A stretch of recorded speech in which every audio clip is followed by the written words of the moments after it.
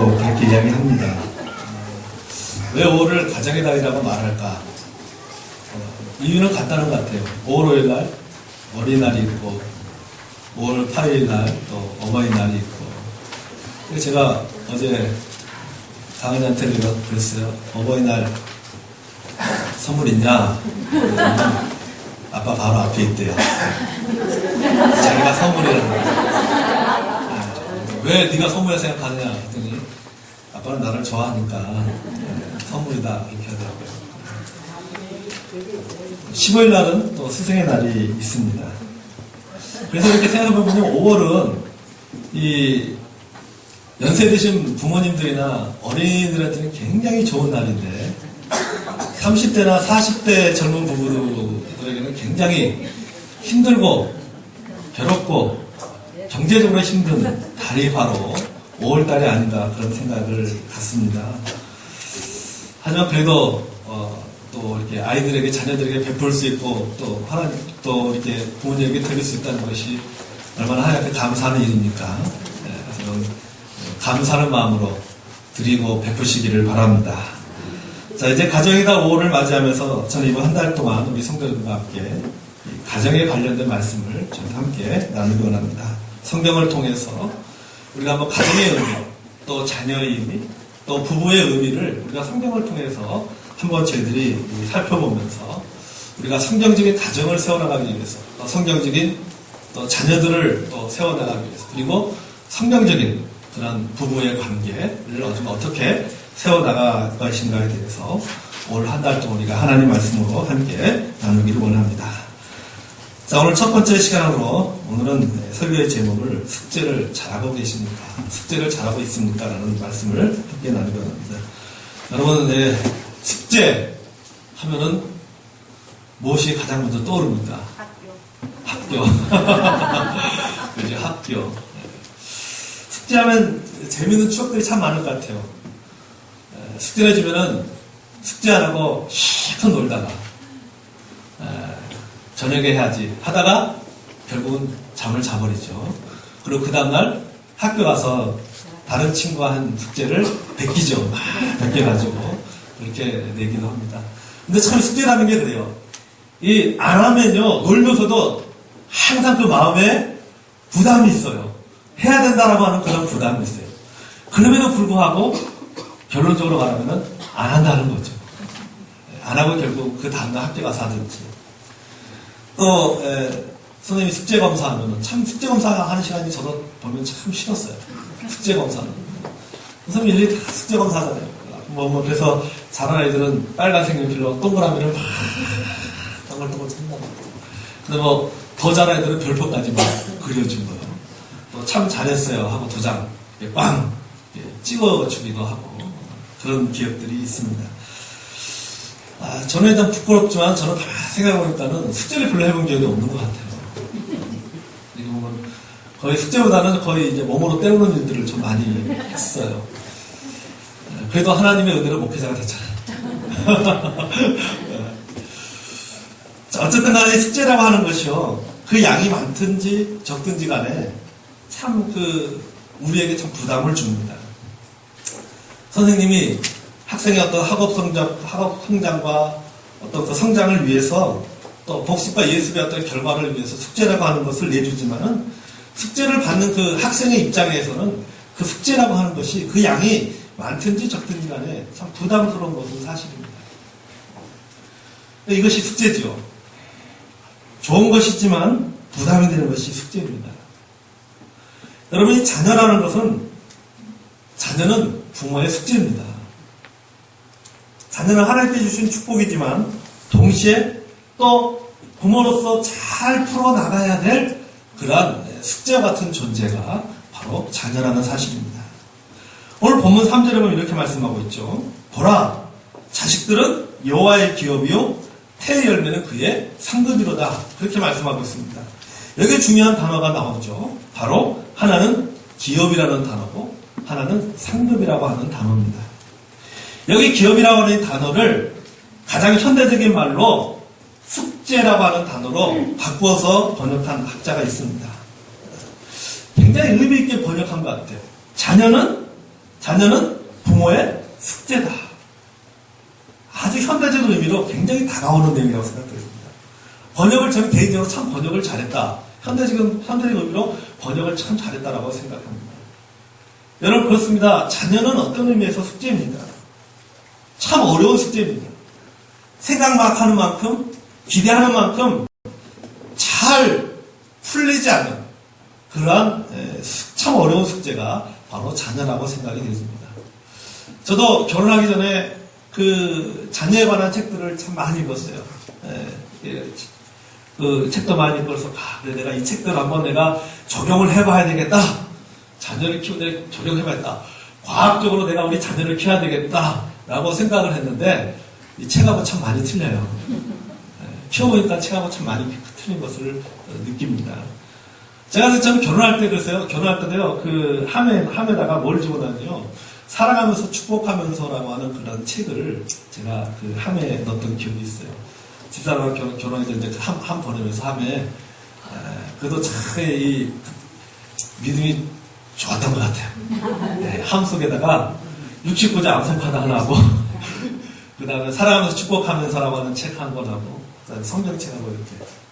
그 다음에 제가 그동안 썼던 그 큐티 노트를 하루 매일 아침에 묵상하면서 그 기록했던 그 큐티 노트들을 같이 이렇게 넣어가지고 이렇게 보냈던 그런 기억이 있습니다. 참 성경적이죠? 참, 일단 그런 책을 넣어서 보내면서, 하나님께서 가정을 주시고, 또 자녀를 주신다면 그 자녀를 하나님 말씀 가운데 또 성경적으로 잘 키워야 되겠다라고 생각을 했는데, 그게 말처럼 또 생각하는 것만큼 그렇게 쉬운 것이 아니다라는 생각을 갖게 됩니다. 참, 인생의 가장 커다란 부담 중에 하나가 바로 이 자녀라고 하는 것이 부모에게는 커다란 부담 중에 하나라고 생각이 되어집니다. 어떤 부모에게는 자신이 살아가는 이유를 물어보면 자식이라고 얘기합니다. 당신이 왜 살아갑니까? 자식 때문에 살아갑니다. 그런 이야기들을 참 많이 합니다. 그러나 어떤 부모는 또 그렇게 말하죠. 무자식이 상팔자다. 그렇게 표현하는 분들도 있습니다. 그래서 어떤 의미에서 볼 때 이 자녀라고 하는 것은 큰 숙제이기도 하지만 그러나 그들이 성장하는 과정을 통해서 또 그들이 성장해 나가는 그 과정을 보면서 부모 자신이 누리게 되는 축복 또 그것도 얼마나 큰 특권이고 축복인지 모르겠습니다. 어떤 사람은 자녀로 인해서 어떤 고통을 겪죠. 심적인 마음의 고통을 많이 겪으면서 시간들을 보내지만 또 어떤 사람은 그런 고통조차도 자녀가 있기 때문에 맛볼 수 있는 축복이라고 생각하는 사람들도 있다는 사실이죠. 어떤 사람은 무자식이 상팔자라고 얘기하지만은 그러나 자녀가 없는 사람들은 그렇게 말하는 사람 보면서 나는 내 마음에 고통을 주는 그런 자녀라도 하나 있었으면 좋겠다라고 생각하는 사람도 있다라고 하는 사실이죠. 그래서 자녀가 있다라고 하는 것은 하나님께서 우리에게 주신 큰 축복이라는 사실입니다. 여러분 여기 기업이라고 하는 단어 또 상급이라고 하는 단어 축복과 숙제와 축복이라고 하는 이 단어 이것은 자녀들을 향해서 우리가 바라볼 수 있는 두 개의 굉장히 중요한 시각이 될 수 있다는 것입니다. 다시 말해서 숙제를 잘하면 자신의 성장에 도움이 되고 축복이 되지만 말 그대로 상급이 되지만은 그러나 그 숙제를 잘 풀지 못할 때면은 큰 어려움을 겪게 될 수 있다는 사실이죠. 상급이 아니라 그것이 큰 인생의 부담이 되고 어려움이 될 수도 있다라고 한다는 사실입니다. 축복이 될 수도 있지만 저주가 될 수도 있습니다. 행복이 될 수도 있고 불행이 될 수도 있습니다. 상급이 될 수도 있고 도저히 상환할 수 없는 평생의 빛으로 남을 수도 있다는 사실입니다. 그러므로 우리는 이 자녀라고 하는 숙제를 잘 해야 된다는 사실입니다. 우리가 이 숙제를 잘하기 위해서는 먼저 우리에게 중요한 것이 있습니다. 우리가 기본적으로 가져야 될 마음이 뭐냐? 부모 자신들이 하나님의 주권에 대한 분명한 믿음이 있어야 된다는 것이죠. 하나님의 주권에 대한 분명한 믿음. 다시 한번 우리가 본문 1절 보겠습니다. 본문 1절, 127편 1절부터 같이 한번 볼까요? 자, 시작. 여호와께서 집을 세우지 아니하면 세우는 자의 수고가 헛되며 여호와께서 성을 지키지 아니하면 파수꾼에 깨어있으니 헛되다. 너희가 일찍 일어나고 늦게 누우며 수고의 떡을 먹음이 헛되도다. 아멘. 여기 보십시오. 여기 보면은 이 12장 1절에 뭐라고 합니까? 여호와께서. 본문에서 계속 강조하는 단어가 무엇입니까? 바로 여호와께서라고 하는 것입니다. 여러분, 가정을 설계하는 분이 누구시냐? 바로 하나님의 가정을 설계하신다는 사실이죠. 하나님께서 이 땅을 창조하시고 하나님께서 이 땅에 주신 두 개의 제도가 있습니다. 하나는 바로 교회라고 하는 제도고 하나는 가정이라고 하는 제도를 주셨다는 겁니다. 하나님께서는 교회도 설계하시지만은 우리 하나님께서는 가정도 설계하시는 분이라는 사실입니다.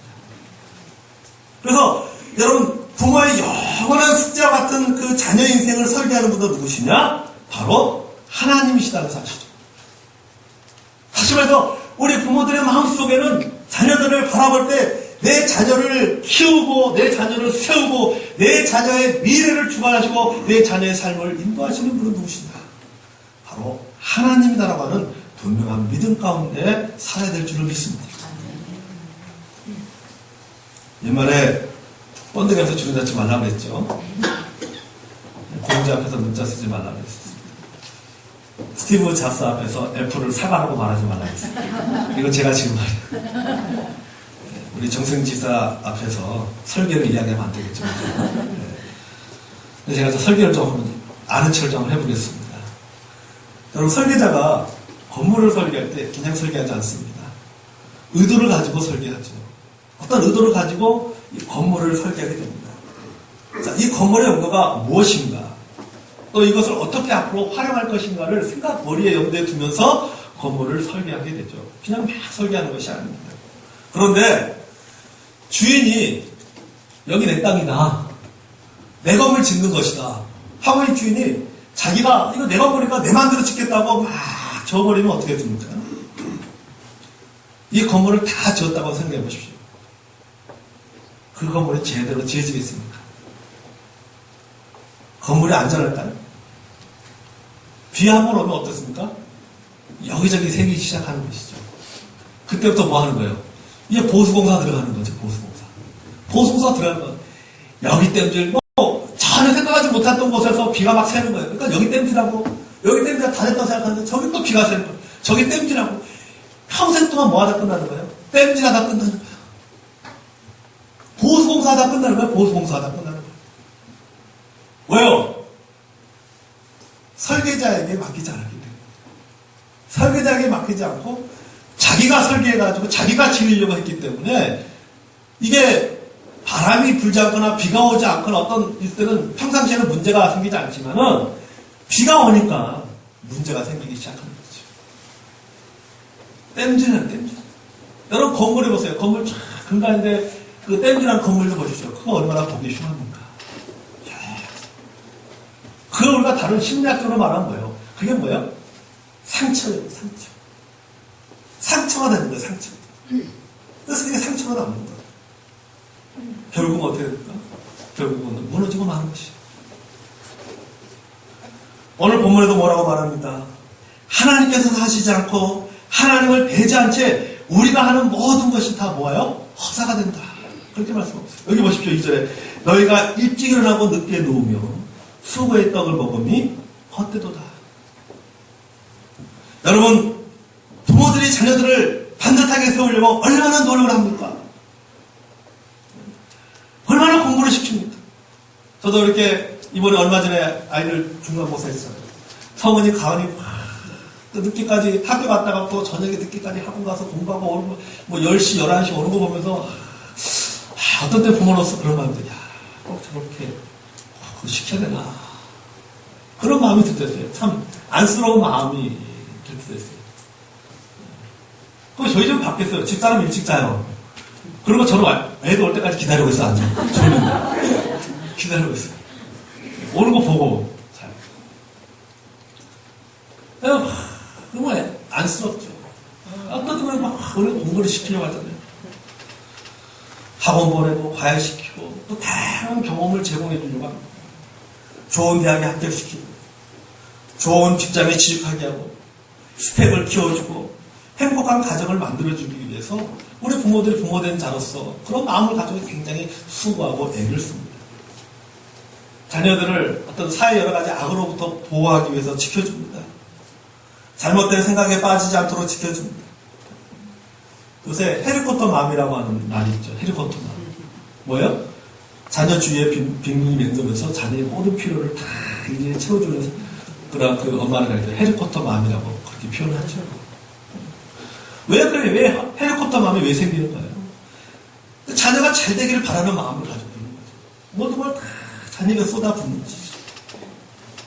그러나 성경은 그렇게 말해요. 내가 하려고 하면 그것은 그 결과는 헛되도다. 그렇게 하는 것 좋지만 그러나 그 마음의 밑바탕에 우리가 어떤 마음이 있어야 됩니까? 내 자녀의 삶을 인도하시는 분은 하나님이시다. 그런 기본적인 마음이 우리에게 있어요. 그러니까 내가 자녀를 키우려고 하는 것이 아니라 하나님의 자녀를 키우도록 만들어야 된다는 사실이에요. 본문 2절 보세요. 너희가 일찍 일어나고 늦게 누우며 수고의 떡을 먹음이 헛되도다. 부모된 여러분, 부모된 우리들이 왜 이렇게 일찍 일어납니까? 왜 늦게까지 쇠가 빠지도록 일합니까? 왜 돈 벌기 위해서 이리저리 뛰어다닙니까? 먹고 살기 위해서죠. 자녀들에게 더 좋은 것을 주기 위해서입니다. 남들보다 더 좋은 환경에서 공부시키고 싶고 더 좋은 것을 주고 싶은 것이 부모의 마음입니다. 당연히 부모의 마음, 그런 마음이죠. 그렇게 하면은 자녀들이 잘 됩니다. 부모가 노력하고 부모가 수고하고 부모가 희생하고 그렇게 또 기대할 만큼 자녀들이 그러면 영적으로나 성품적으로나 사회적으로 건강하게 성장합니다. 절대 안 되는 사실이에요. 누가 하셔야 돼요? 하나님이 하셔야 돼요. 여러분, 우리 고린도 후서에 보면 그런 말씀이 있죠. 나는 심었고 아볼로는 물을 줬고 오직 자라나게 하시는 누구다? 하나님이시다는 사실이에요. 우리가 부모된 자로서 심고 뿌리지만은 그러나 자라게 하시는 분 누구시냐? 하나님이라는 사실이에요. 그러니까 우리 마음의 부모들은 우리 마음의 기본적인 바탕에 그런 마음이 있어야 돼요. 자라나게 하시는 분은 하나님이시다. 자라나게 하시는 분은 여러분, 하나님이 하셔야 됩니다. 하나님이 도와주셔야 됩니다. 하나님이 인도하셔야 된다는 사실입니다. 여러분, 우리들이 애쓰려고 해서는 안 돼요. 우리가 하나님을 배제할 때 우리가 애쓰려고 해서는 안 된다는 사실입니다. 우리가 애는 쓸 때 우리의 마음이 바탕에 하나님이 하신다라고 하는 분명한 믿음을 가지고 우리가 부모된 자로서 해야 될 자녀에 대한 의무를 다해야 될 줄로 믿습니다. 제가 최근에 그 책을 한 권 읽었는데요. 책 제목이 가족의 두 얼굴이에요. 우연히 지나가다가 육교에 붙어 있는 간판을 보고 그 책 제목 보고 책 제목 참 마음에 들어서 그 서점에 가서 그 책을 샀는데 그 책의 표지에 이렇게 했어요. 책 제목이 가족의 두 얼굴이라 해놓고 그 부제로 이런 제목이 달렸습니다. 사랑하지만 상처도 주고받는 나와 가족. 사랑하지만 상처를 주고받는 나와 가족. 가족이라는 이름으로 서로 상처를 준다는 거죠. 가족이라는 이름으로 서로 상처를 받는다. 그 책을 읽으면서 참 많은 거를 제가 깨닫게 됐어요. 그 안에 보면은 어떤 그런 부부간의 어떤 문제, 또 이제 그 오랫동안 상담하신 분이 그 상담학자가 그 상담을 경험으로 해서 쓴 책이에요. 부부간의 갈등, 또 부모와 자식 간의 갈등, 이런 것들을 이렇게 기록을 해놓았는데, 그 책의 내용에서 이런 말이, 그 책 내용 중에 보면 어떤 말이냐면, 가족 안에는 희생양이 있다. 라고 하는 말이에요. 가족 안에 희생양이 있다라고 하는 것이죠. 여러분, 희생양이라는 것이 뭡니까? 한 조직이나 그것이 사회든 가정이든 간에 인간이 직면한 문제를 해결하는 가장 적은 대가를 치르고 일시적으로 가장 높은 효과를 낼 수 있는 그런 원초적인 대응책이 바로 희생양이라고 하는 것이죠. 그래서 우리 그런 표현 하죠. 누가 희생양이 됐다라는 표현만 쓰잖아요. 그런 가족의 희생양이 또 있다는 거죠. 이 가족 중에 한 사람의 희생으로 가족 구성원의 전체가 평화와 안정을 유지하는 것을 말합니다. 그 사람이 누구냐? 바로 가족의 희생양이라는 거죠. 그 한 사람의 희생으로 말미암아 가족이 평화하고 그 한 사람으로 말미암아 가족의 안정감을 누린다면 그 한 사람은 누구냐? 바로 가족의 희생양이다. 그것이 자녀로 선택되어질 때, 그 희생양이 자녀로 선택될 때 두 가지 중에 한 가지의 결과로 나타난다. 문제하거나 문제의 역할을 하거나 그 가족의 희생양의 자녀일 경우에 그 자녀가 그 가정에서 문자로 선택되거나 아니면 영으로 선택되거나 둘 중에 하나라는 사실. 굉장히 의미 있는 겁니다. 자, 뭐지 말하냐면은 자, 한번 그 가정에서 그 아이가 문제가 되면은 그 가정에서 일어나는 모든 일들에 대해서 그 시각이 누구에게 초점을 하냐? 그 아이에게 초점이 맞춥니다. 그러니까 모든 문제의 원인이가 누구에게 전이 되느냐? 너 때문이다라고 하는 거죠. 그리고 그 아이는 그것을 또 받아들인다는 거예요. 그러므로 해서 뭐예요? 그 가정의 문제가 자연스럽게 싹 해결되고 있다.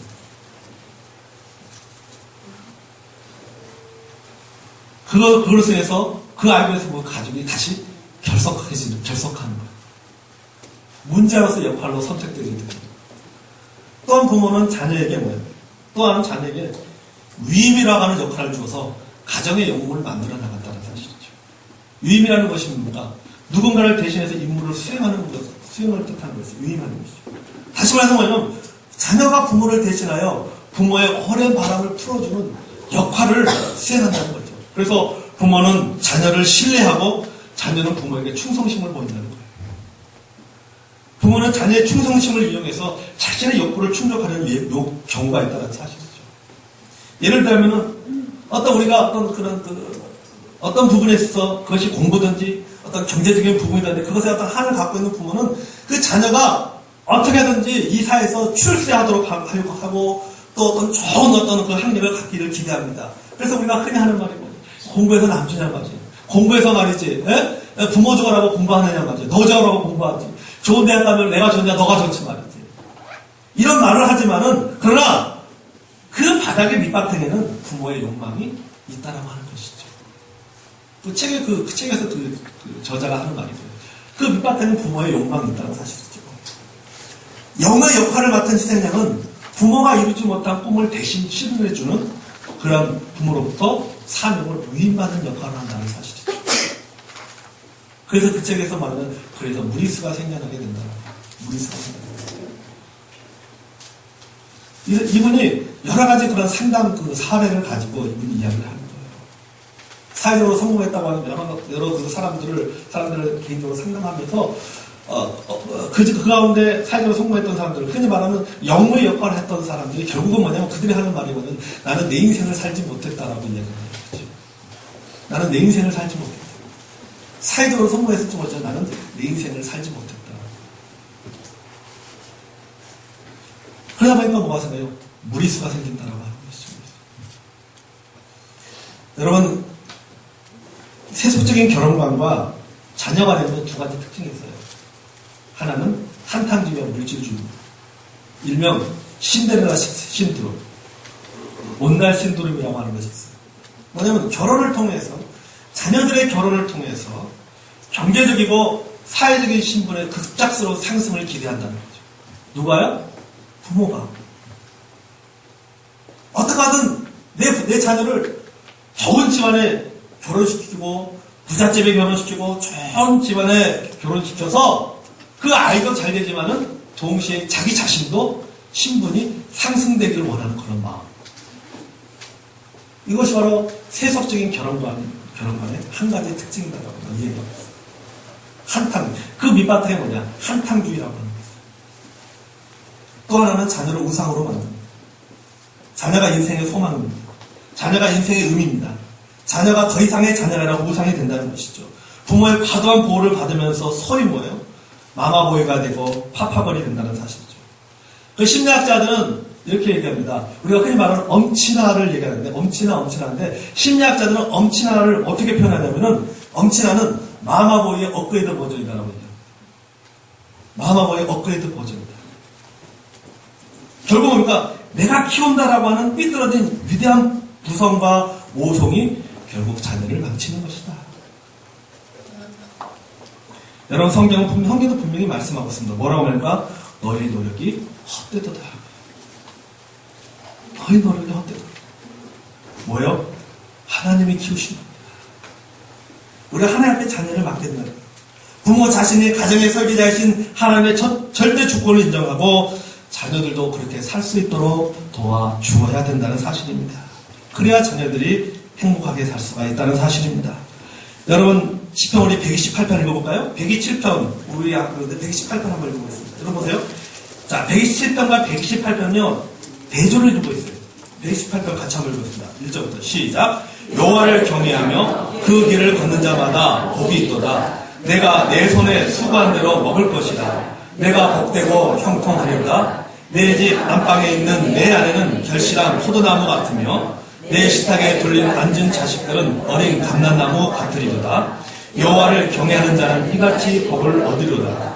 여호와께서 시온에서 내게 복을 주실저다. 너는 평생에 예루살렘의 번영을 보며 내 자식의 자식을 볼지어다. 이스라엘에게 평강이 있을지어다. 아멘. 여기 보십시오. 여호와를 경외하며 127절은 뭡니까? 여호와께서 집을 세우지 않으면 세운 자의 수고가 없답니다. 여호와께서 성을 지키지 않으면 뭐야? 하수의 경성함이 허사로다. 그렇게 말씀합니다. 네가 일찍 일어나고 늦게 누우며 수고했다고 먹으면 헛되도다. 그렇게 말씀합니다. 근데 여기 보면 128편에서 뭡니까? 여호와를 경외하는 자며 그 길을 행하는 자마다 복을 받는다는 사실이죠. 그래서 이전에 뭐라고 말씀하고 있어요? 내가 내 손에 수고한 대로 먹을 것이다. 그 전제가 있어요. 뭡니까? 여호와를 경외하는 자. 여기 3절에 보겠습니다. 3절에 보면 뭐라고 말씀하죠? 내 중간에 봐, 내 식탁에 둘린 앉은 자식들은 어린 감람나무 같으리로다. 여러분, 자녀들이 어린 감람나무 같다고 했습니다. 이 감람나무는요, 기름을 생산합니다. 그래서 이 기름이 무슨 역할을 합니까? 이 기름이 감람류가 뭐래요? 빛을 내는 역할이에요. 등불을 빛을 비추는데 원료가 되는 거죠. 감람나무가요. 자, 또 이 감람나무 특성 가운데 하나는 생명력이에요. 감람나무는 생명력이 굉장히 강합니다. 다시 말하면 위대한 가능성이 있다는 사실이에요. 그러니까 우리 자녀들이 세상에서 실패하지 않고 세상에서 빛을 발하는 사람이 되고 세상에 어떤 고난에도 무너지지 않고 끈질긴 생명력을 가지고 그 고난들을 이겨내고 참 축복스러운 그런 인생을 살기 위해서는 어떻게 됩니까? 우리 부모들이 마음속에 뭐예요? 여호와를 경외하는 삶이 있어야 된다. 또 우리 자녀들이 뭐예요? 여호와를 경외하는 삶을 살 수 있도록 해야 된다는 사실.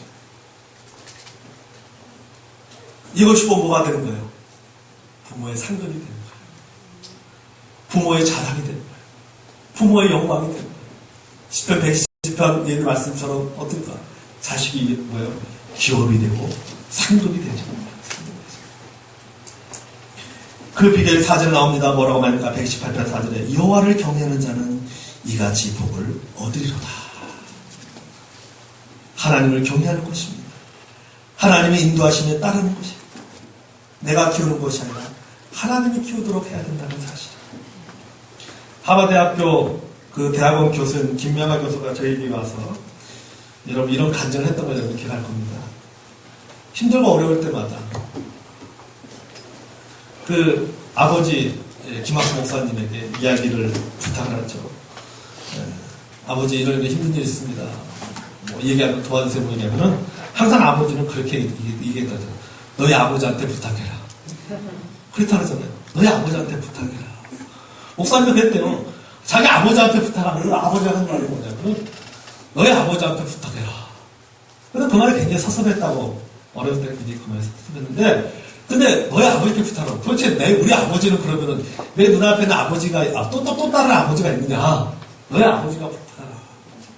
그래서 항상 그 목사님이 뭡니까? 항상 그 아버지는 그 목사님에게 들었던 얘기가 뭡니까? 너를 키워주시는 분은 우리가 아니라 하나님이 너를 키워주신다. 여러분 우리 교회에서 그런 간증 들으셨죠? 그렇죠?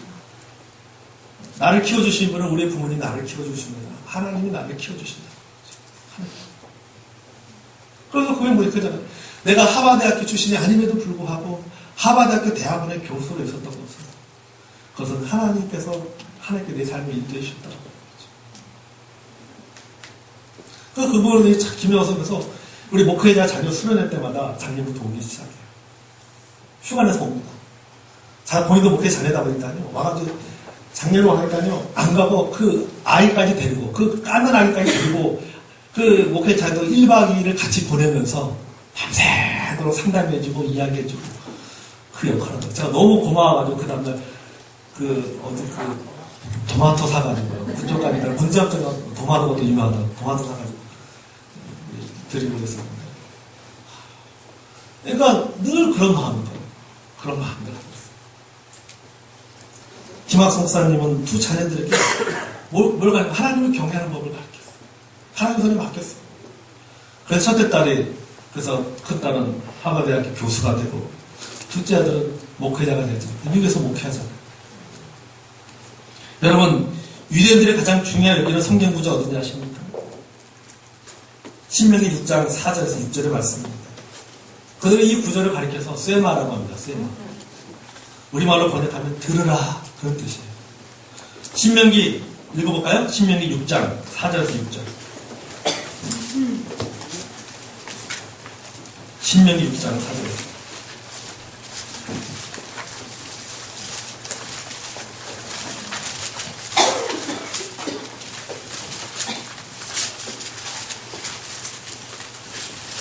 신명기 6장 4절에서 6절까지 한번 읽겠습니다. 자, 시작. 이스라엘아 들으라. 우리 하나님 여호와는 오직 유일한 하나님인 것이니 너는 마음을 다하고 뜻을 다하고 힘을 다하여 내 하나님 여호와를 사랑하고 오늘 내가 네게 명하는 이 율법을 너는 마음에 새기고 우리 7절 같이 읽을까요? 너의 자녀에게 부지런히 가르치며 집에 앉아있을 때든지 길을 갈 때든지 누워있을 때든지 일어날 때든지 이 말씀을 강론할 것이며 아멘.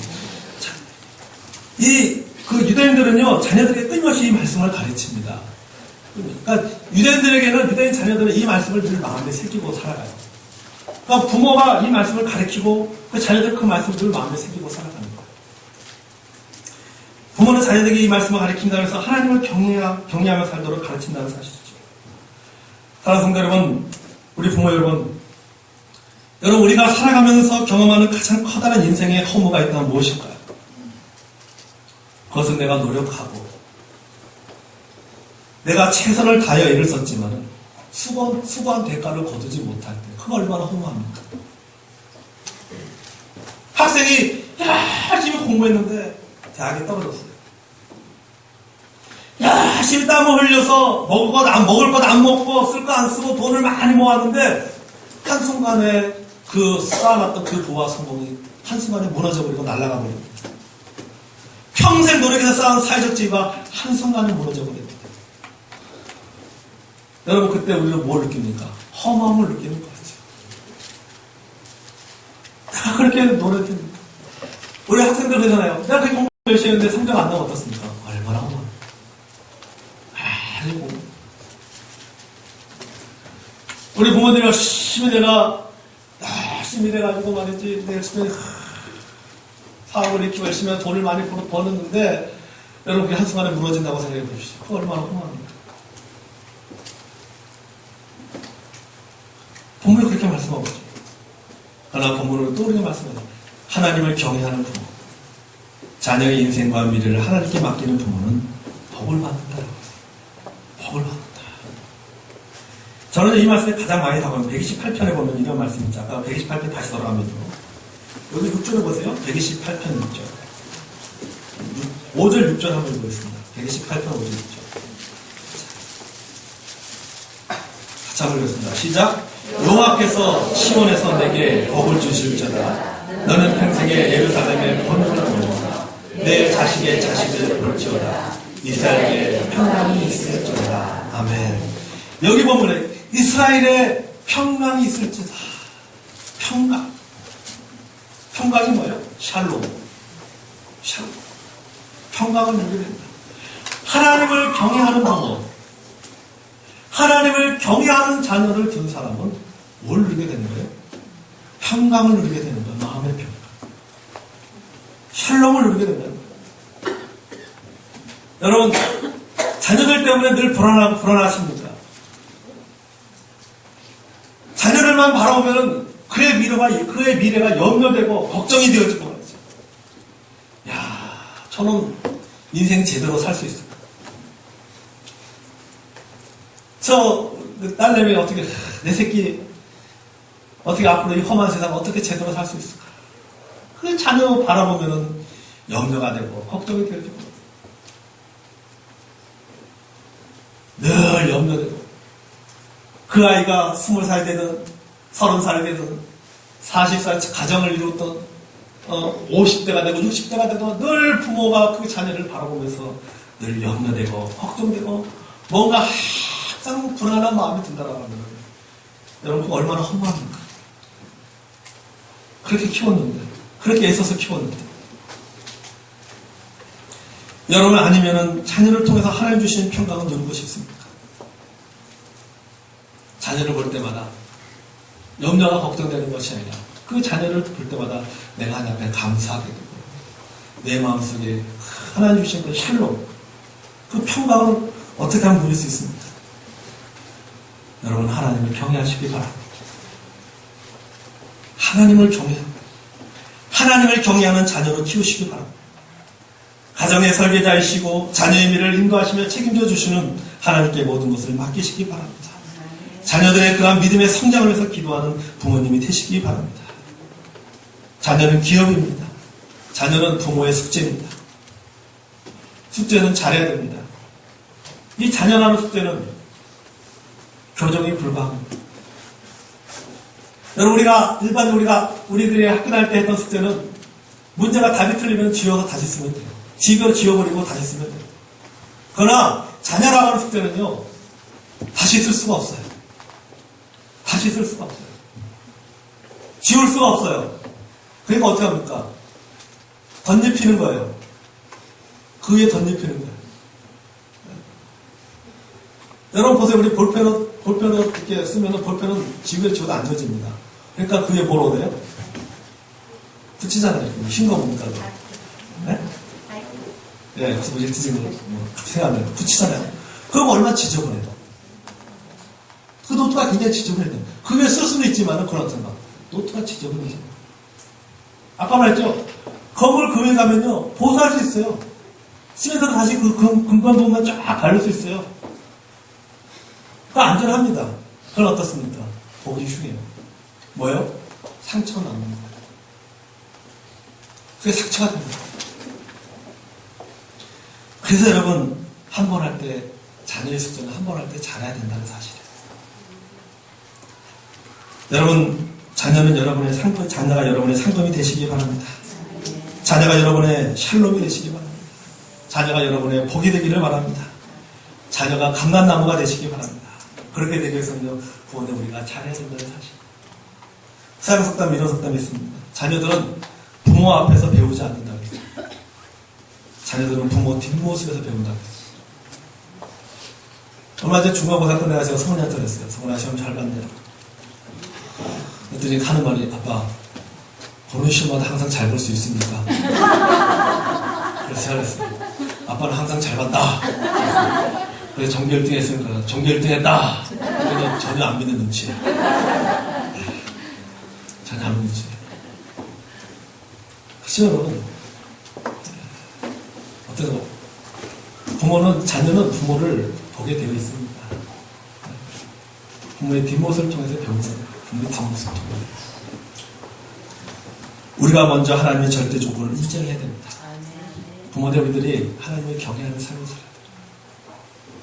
부모된 우리들이 하나님을 사랑하고 부모된 우리들이 정말 가정을 잘 세워나가고 부모된 우리들이 사랑을 잘 표현할 줄 아는 또 부모된 우리들이 참으로 자녀를 품을 줄 아는 어떤 그런 모습들을 보여줄 때 여러분 어떤 우리의 자녀들도 그렇게 될 줄로 믿습니다. 제가 자랑을 하고 싶어요. 얼마 전에 가은이가 성은이가 그 학교에서 부모와의 친밀도 조사를 한 적이 있어요. 친밀도 조사를. 가은이 성인인데 전 나중에 들었어요. 집사람한테 했더니요. 하니까 그 친밀도가 그걸 최상으로 해놨더라고요. 기분 좋대요. 기분이 너무 좋더라고요. 잘해준 것도 없는데. 여러분, 참, 이게 부모의 기쁨이잖아요. 그렇잖아요. 부모가, 자녀들이 부모를 바라볼 때, 부모를 친근하게 여기고 가까이 여긴다고 하는 것. 그것이 부모의 큰 기쁨이 아닐까. 부모가 자녀에게 무슨 용돈을 주고 이런 것보다도 그게 저는 큰 기쁨이라고 생각이 되어집니다. 다른 성도 여러분, 우리 모두가 참 우리 자녀들로 인해서 이 자녀가 우리 모든 성도 여러분들에게 상급이 되시기 바랍니다. 어렵지만 여러분 우리가 반드시 해야 될 숙제를 잘 끝내고 하나님께 그 숙제를 자녀라고 하는 숙제 노트를 탁 폈을 때 하나님께서 도장을 꽉 찍으세요. 참 잘했어요. 이 도장을 받는 저 여러분이 되기를 주님의 이름으로 축원합니다. 시험히 기도하겠습니다.